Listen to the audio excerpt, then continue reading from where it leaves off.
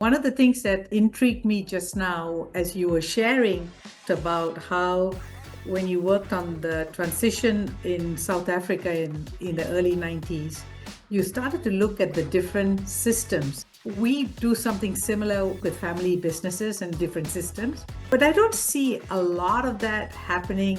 Why do you think people don't take on looking at things from a systems perspective? What could be the barrier?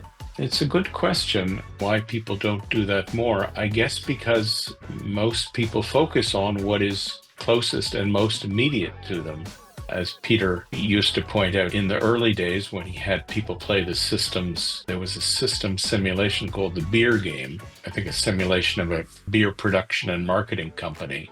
That over and over, people focused just on the thing that was immediately in front of them, or more specifically on the person that was immediately in front of them, and blamed them or reacted to them without understanding at all that although individual actions matter, the way the system works matters as much or more. So I think it's this, Barry Oshry calls it system blindness, maybe over-personalizing.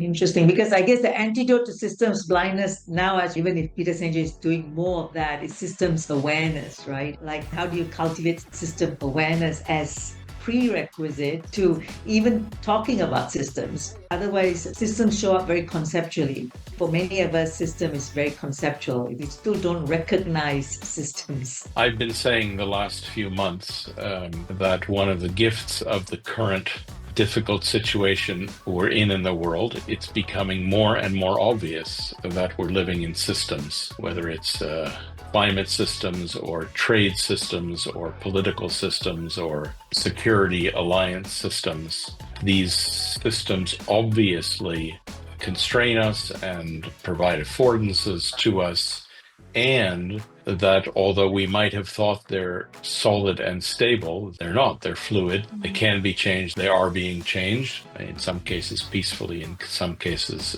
violently. So yeah, I think that's a bit of the gift of the current environment, is it's so obvious that what's happening to us is not simply the result of what the person next to us is doing, but larger sets of actors and relationships and structures.